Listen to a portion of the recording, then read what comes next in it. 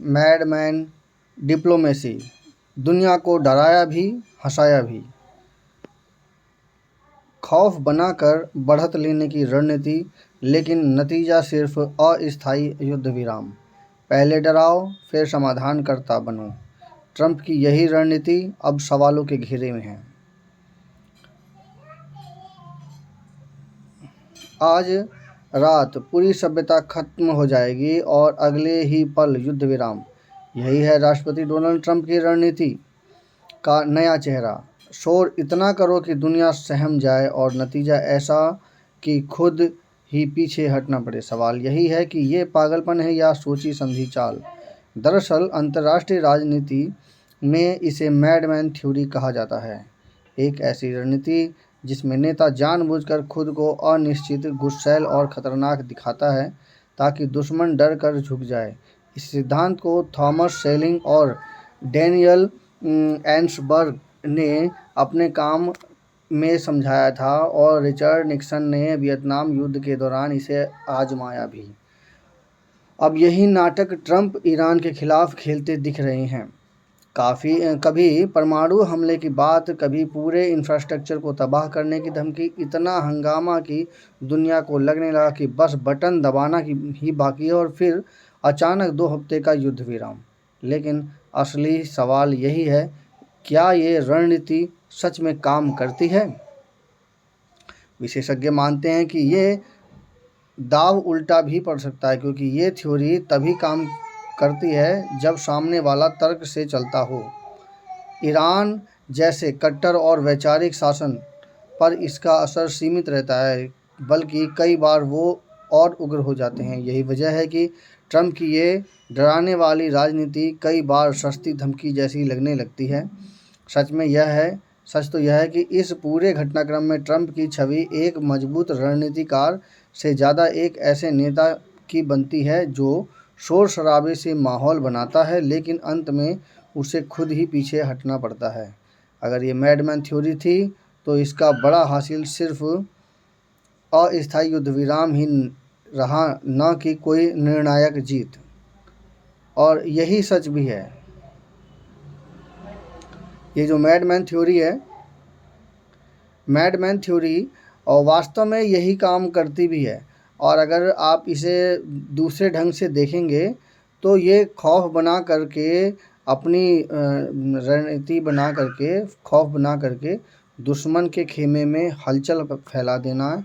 लेकिन दुश्मन इतना जब शक्तिशाली है तो ये, जैसे कि ईरान है, तो वो इतना शक्तिशाली है कि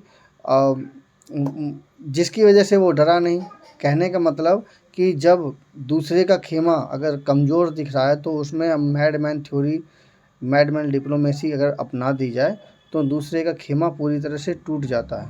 जबकि इसके ठीक विपरीत ईरान में सारे के सारे, मतलब वहाँ के जो पब्लिक है सारी की सारी पुल के ऊपर आ खड़ी हो गई और ऐसी स्थिति में वो पुल का विनाश नहीं कर पाए। कहने का मतलब ये है कि मैडमैन थ्योरी एक तरह का दुश्मन के खेमे को तोड़ने की ये राजनीति थी। और ये आपके सेना के लिए तो ठीक रहती है, क्योंकि सेना तक तो कुछ काफ़ी हद तक या कुछ हद तक तो ठीक रहती है। लेकिन ये पब्लिक के लिए तो ये ठीक नहीं है, क्योंकि अगर पब्लिक तो ये कहना चाहिए कि इससे एक मैडमैन जो डिप्लोमेसी है, पब्लिक इसे एक्सेप्ट इसलिए नहीं करती है क्योंकि पब्लिक ये समझती है कि आखिर हमें इधर भी मरना है उधर भी मरना है, तो हम इनसे डरे क्यों। तो वो जब सिचुएशन बनती है तो ऐसी स्थिति में तो डोनाल्ड ट्रंप को पीछे हटना ही पड़ेगा। वास्तविकता तो ये थी कि आप ये देखिए कि ईरान की दूसरी साइड में जितने भी देश हैं, सऊदी अरब से लेकर यूएई और कतर और ये जितने भी देश थे, ये काफ़ी ज़्यादा पैसे वाले थे और अमीर हो गए थे। और वो ये चाह रहे थे कि किसी तरह से ईरान को भी अपने हैंडल में लाया जाए, जैसे कि इराक़ के साथ भी हुआ था। इराक़ के साथ भी इसी तरह का सेम वही काम हुआ है जो कि यहाँ पर हुआ है।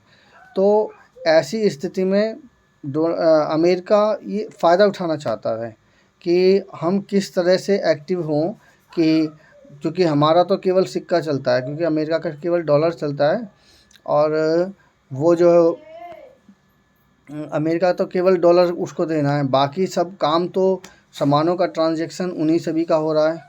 तो ऐसी स्थिति में वो अमेरिका वर्चस्व नीति अपनाने के लिए खाड़ी देशों के ऊपर जाएगा और इसी तरह से एक्टिविटी करेगा कि मैं किसी तरह से इन सभी पर राज करूं, और इस सभी पर राज करने के लिए ज़रूरी है कि उनको तोड़ना है। जब वो टूटेंगे तभी जा कर के राज करेंगे, और जब वो टूटेंगे नहीं तब तक तो राज कैसे होएगा। तो उसके लिए ज़रूरी था उनको तोड़ना। इजराइल तो एक बहाना है, वास्तविकता यह है कि अमेरिका नंबर 1 की नीति को अपनाते हुए ये सब काम करना है। तो ये मेरी समीक्षा है। समीक्षा केवल विद्यार्थियों को ज्ञान देने से है संबंध, इसका किसी राजनीतिक दल या संगठन या देश से कोई संबंध नहीं है। समीक्षा कैसी लगी कृपया कमेंट कीजिए, और ध्यान दीजिए कि किस प्रकार से अंतर्राष्ट्रीय स्तर पर किस प्रकार से बेईमानी की जाती है और किस प्रकार से डिप्लोमेसी को अप्लाई किया जाता है। इन सब चीज़ों को अप्लाई आपके जीवन में भी होता है, आप इसे समझिए और कीजिए। समीक्षा कैसी लगी कृपया कमेंट कीजिए, चैनल को सब्सक्राइब कीजिए।